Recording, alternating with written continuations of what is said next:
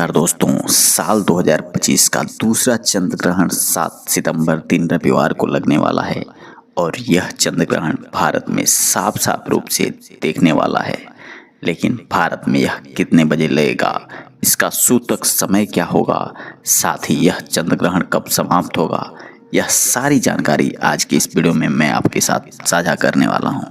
साथ ही आज के वीडियो में मैं आपको बताऊंगा कि चंद्र ग्रहण के दौरान आपको क्या क्या करना चाहिए, क्या क्या नहीं करना चाहिए, और यदि आपके घर में कोई गर्भवती महिला है तो उसे कौन कौन सी सावधानी बरतनी चाहिए, क्योंकि इस दौरान नकारात्मक शक्तियां अपने पूर्ण प्रभाव पर होती हैं। तो इस दौरान गर्भवती महिलाओं को क्या नहीं करना चाहिए और कैसे उपाय अपनाने चाहिए जिसकी वजह से उन्हें गर्भ में पल रहे शिशु को जरा सा भी इस ग्रहण का दुष्प्रभाव न लगे और वह सुरक्षित रहे। तो दोस्तों, आज का ये वीडियो आपके लिए बहुत ही खास होने वाला है, इसलिए वीडियो को अंत तक जरूर देखें। साथ ही यदि वीडियो देखने में बताई गई बातें आपको अच्छी लग रही हैं तो अपने पड़ोसी रिश्तेदारों को इसे जरूर साझा करें, ताकि इस तरह की जानकारी उन्हें भी आसानी से मिल सके। और यदि आप अभी तक वीडियो को लाइक नहीं किया है और चैनल को सब्सक्राइब नहीं किया है तो भी इस तरह की जानकारी पाने के लिए तत्काल सब्सक्राइब कर लें। दोस्तों, साल 2025 में कुल 4 ग्रहण हैं, जिसमें 2 सूर्य ग्रहण और 2 चंद्र ग्रहण हैं। और इस साल 2025 में पहला चंद्र ग्रहण था, वह मार्च के महीने में 14 मार्च को लगा था। और अब जो दूसरा चंद्र ग्रहण लगने जा रहा है वह आने वाले 7 सितंबर दिन रविवार को लगने जा रहा है। दोस्तों, कई बार ग्रहण अपने यहाँ नहीं होता तो उस समय इसका प्रभाव नहीं होता है, लेकिन यह जो ग्रहण है यह ठीक अपने यहाँ पड़ने वाला है। और ना केवल भारत के ज्योतिष बल्कि दुनिया भर के जो एस्ट्रोलॉजिस्ट हैं वह बेसब्री से इसका इंतजार कर रहे हैं। दोस्तों, आपको बता दें कि चंद्र ग्रहण को ज्योतिष शास्त्र में एक अशुभ घटना के रूप में देखा जाता है, क्योंकि चंद्र ग्रहण के दौरान चंद्रमा पीड़ित अवस्था में होते हैं और अशुभ फल देते हैं, क्योंकि इस समय चंद्रमा की जो शक्ति होती है वह बिल्कुल क्षीण हो गई रहती है। और इस दौरान कई ऐसे कार्य हैं जिनको करना बिल्कुल ही वर्जित होता है। खास तौर पर जो शुभ कार्य हैं उन्हें चंद्र ग्रहण के दौरान बिल्कुल ही नहीं करना चाहिए। आपको बता दें कि चंद्र ग्रहण एक खगोलीय घटना है। जब पृथ्वी सूर्य और चंद्रमा के बीच में आ जाती है तब इसे चंद्र ग्रहण कहा जाता है। साल 2025 में 7 सितंबर को यह जो चंद्र ग्रहण लग रहा है वह एक पूर्ण चंद्र ग्रहण होगा। इसमें पृथ्वी चंद्रमा को पूरी तरह से ढक लेगी और 7 सितंबर का लगने वाला यह चंद्र ग्रहण भाद्रपद मास के शुक्ल पक्ष की पूर्णिमा तिथि को लगेगा। चलिए अब जान लेते हैं कि 7 सितंबर को लगने वाला यह चंद्र ग्रहण कहाँ कहाँ दिखाई देगा। तो मित्रों, यह चंद्र ग्रहण भारत के हर शहर में साफ साफ रूप से देखा जा सकता है। और भारत के साथ साथ चंद्र ग्रहण की यह घटना Asia, Australia, Europe, New Zealand, America सहित अफ्रीका के पूर्वी क्षेत्रों में भी दिखाई देगा। मित्रों, यह चंद्र ग्रहण महाचंद्र ग्रहण होने वाला है। ऐसे चंद्र ग्रहण में कुछ ऐसी सौभाग्यशाली राशियां हैं जिनका किस्मत पूर्ण रूप से बदल जाएगा और उन्हें करोड़पति बनने से कोई नहीं रोक सकता, क्योंकि के लिए यह चंद्र ग्रहण बहुत ही खास होने वाला है। दोस्तों, भारतीय समय के अनुसार चंद्र ग्रहण की शुरुआत 7 सितंबर 2025 की रात 9:58 पर होगी और इस चंद्र ग्रहण की समाप्ति मध्य रात्रि यानी कि देर रात 1:26 पर होगा। इस चंद्र ग्रहण की कुल अवधि का समय है मित्रों 3 घंटे 28 मिनट तक रहेगी। और बता दें कि इस चंद्र ग्रहण के सूतक काल को देखिए। जब सूर्य ग्रहण लगता है तो उस समय जो सूतक होता है वह 12 घंटे से मान्य होता है, लेकिन चंद्र ग्रहण में सूतक काल 9 घंटे पहले से ही मान्य होता है। क्योंकि यह चंद्र ग्रहण भारत में दिख रहा है, इसलिए भारत में इस चंद्र ग्रहण का जो सूतक काल होगा वह भी बिल्कुल मान्य होगा। इस बात का आप थोड़ा सा ध्यान रखिएगा। मित्रों, बात करें सूतक काल के समय की तो आपको बता दें कि इस चंद्र ग्रहण का सूतक काल की शुरुआत 7 सितंबर 2025 की दोपहर 12:19 पर हो जाएगी और सूतक काल की समाप्ति 7 सितंबर 2025 को मध्य रात्रि के उपरांत यानी कि 1:26 पर ही होगी। इसलिए दोस्तों इस बात का खास ख्याल रखिएगा कि भारत में सूतक काल में ग्रहण के सारे नियम मान्य होंगे। भारत में रहने वाले लोगों को इस चंद्र ग्रहण के समय विशेष रूप से सावधानी बरतनी होगी।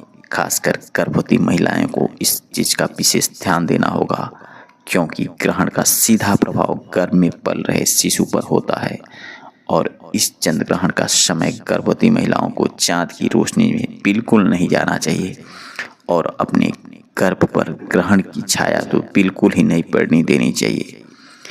मित्रों, चंद्र ग्रहण के समय गर्भवती महिलाओं को ज़्यादा से ज़्यादा भगवान का मंत्र जाप करते रहना चाहिए और यदि वह किसी धार्मिक पुस्तक को पढ़ती हैं तो ये भी काफ़ी शुभ माना जाता है।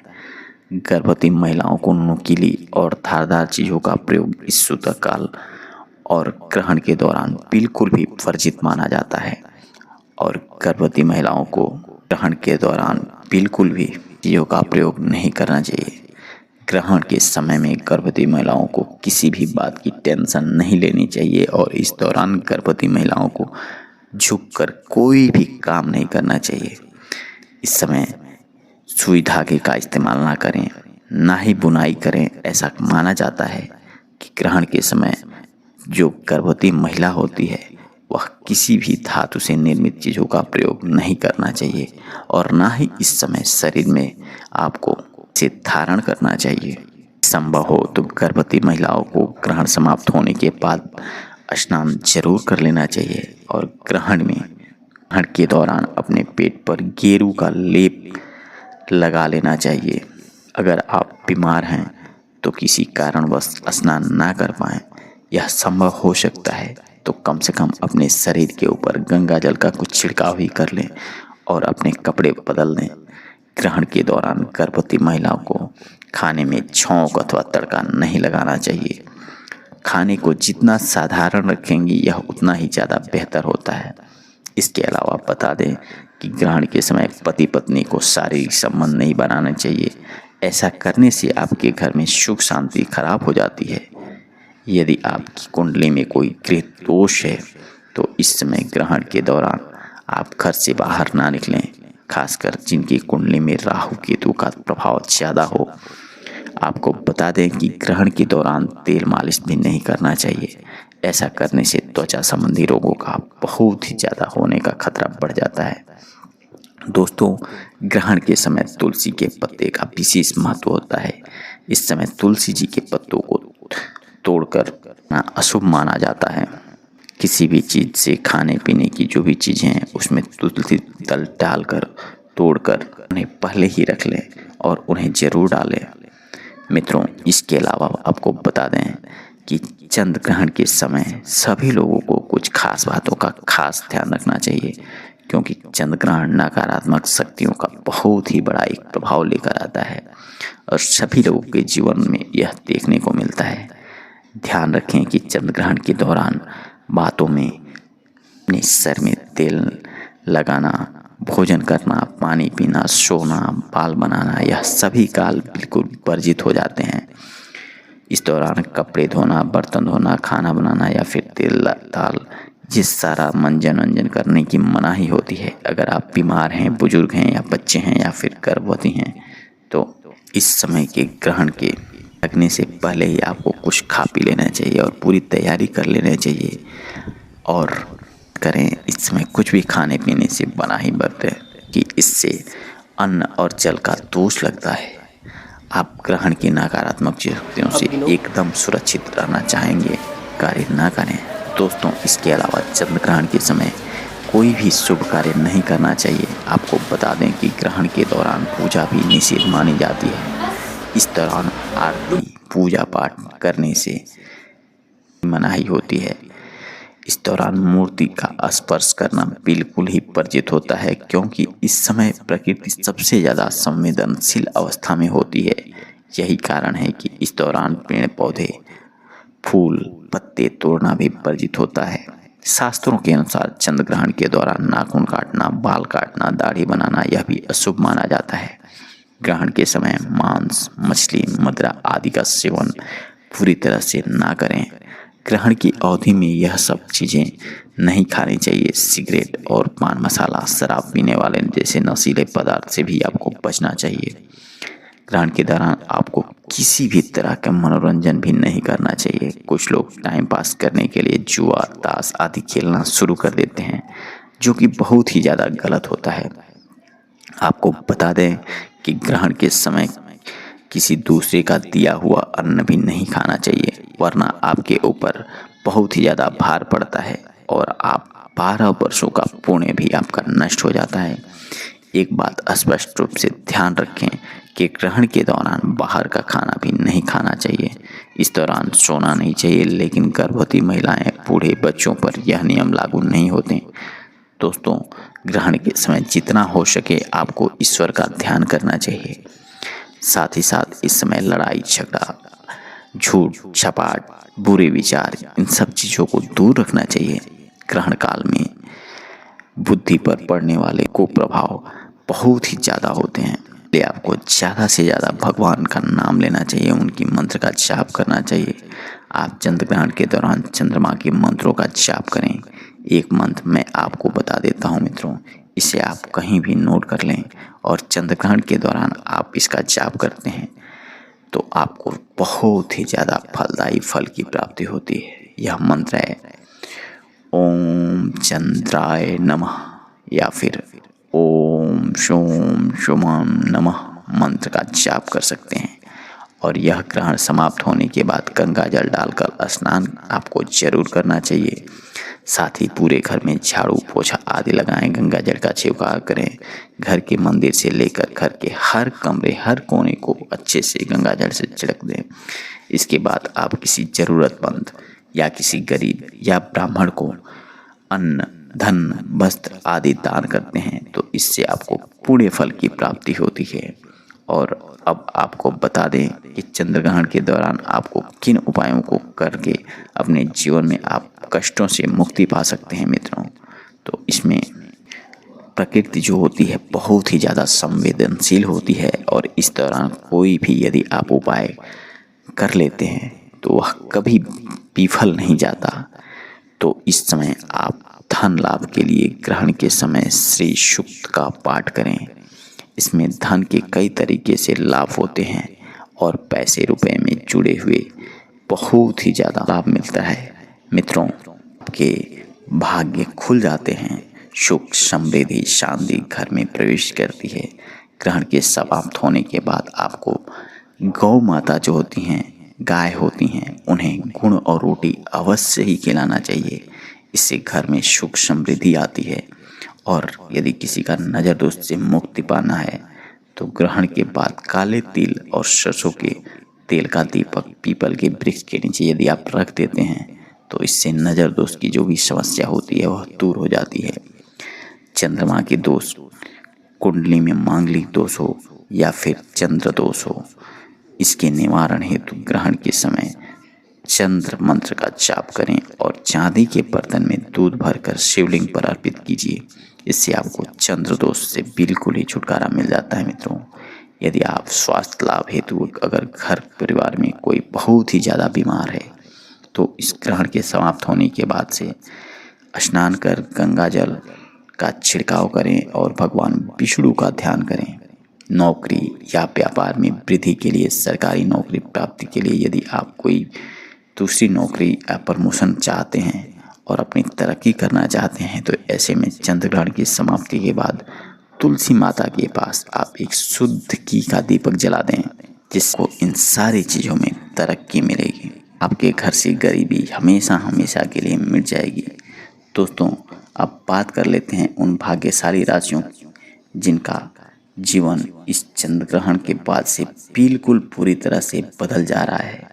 मित्रों, चंद्र ग्रहण के दौरान 9 के 9 ग्रह अपनी राशि में परिवर्तन करते हैं, जिसका प्रत्यक्ष और अप्रत्यक्ष प्रभाव 12 की 12 राशियों पर पड़ेगा।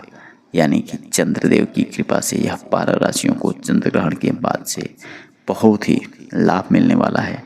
लेकिन इसमें कुछ राशियाँ हैं जो बहुत ही ज़्यादा सौभाग्यशाली हैं। सबसे पहले भाग्यशाली राशि है धनु राशि। अगर आप धनु राशि के हैं तो आपको लंबे समय से जो भी बीमारियों का समस्या है वह इस चंद्र ग्रहण के बाद दूर हो जाएगा। स्वास्थ्य में सुधार आना शुरू हो जाएगा। लंबे समय से आप अपने दुर्भाग्य की वजह से परेशान थे, यह दुर्भाग्य भी आपसे दूर हो जाएगा। आपके जीवन में बहुत ही ज़्यादा उन्नति के नए नए द्वार खुलेंगे। इस चंद्र ग्रहण के बाद से धनु राशि के शादी के योग भी बन रहे हैं। आपकी मनचाही शादी इस चंद्र ग्रहण के बाद से हो सकती है। आपके जीवन में अनेक प्रकार के रास्ते खुलते नजर आएंगे, जहां आपको बहुत ही ज़्यादा प्रॉफिट होगा। अगर आप व्यापारी हैं तो आपके व्यापार में दिन दूना रात चौगुना वृद्धि होने वाली है। और इसके बाद से अगली खुशनसीब राशि है मकर राशि। अगर आप मकर राशि के हैं और लंबे समय से नौकरी की तैयारी कर रहे हैं तो आपकी नौकरी लगने वाली है मित्रों। आपका बहुत ही ज़्यादा समाज में मान और सम्मान बढ़ने वाला है और आपके घर परिवार की जो भी समस्याएं हैं वह धीरे धीरे दूर हो जाएंगी। मकर राशि वाले इस चंद्र ग्रहण के बाद धन संबंधित जो भी निर्णय लेंगे उसमें उन्हें सफलता मिलेगी और आपके जीवन में अनेक प्रकार के नए नए रास्ते खुलते नजर आएंगे। धन प्राप्ति के संयोग बन रहे हैं और आप कहीं धन का निवेश भी करेंगे और उस निवेश में आपको बहुत ही ज़्यादा फायदा मिलने वाला है मित्रों। तीसरी सौभाग्यशाली राशि मित्रों मेष राशि। यदि मेष राशि वाले लोग इस वीडियो को देख रहे हैं तो खुश हो जाएं, क्योंकि उनका जीवन अब पूरी तरह से बदल जाने वाला है। उनके घर में जो गृह क्लेश गृह दोष की समस्या थी वह पूरी तरह से समाप्त हो जाएगी। लेकिन इसके लिए जो भी नियम आपको वीडियो में बताए गए हैं उसे बहुत ही सावधानी के पूर्वक करना है और जो कार्य मनाही किए गए हैं उसे बिल्कुल ही नहीं करना है। ये आपकी जो भी दुविधाएं हैं वह इसके बाद से समाप्त हो जाएंगी। लेकिन आपको चंद्र ग्रहण संबंधित जो भी उपाय बताए हैं वह जरूर करना चाहिए। कुंडली में चंद्र ग्रहण की स्थिति अच्छी होने वाली है और आपके जीवन में काफ़ी अच्छा समय आने वाला है। अगर आपके समय में थोड़ा सा भी परिवर्तन चाहते हैं तो आप वीडियो में बताई गई हर बातों को सुरक्षापूर्वक पालन करें और चंद्र ग्रहण के दौरान अपने भाग्य को बदलने के लिए जो चंद्रमा की जाप बताए गए हैं उसे जरूर करें। मित्रों, आज का ये वीडियो आपको कैसा लगा हमें कमेंट बॉक्स में ज़रूर बताएं और यदि आप भगवान भोलेनाथ के सच्चे भक्त हैं तो कमेंट बॉक्स में हर हर महादेव लिखना ना भूलें।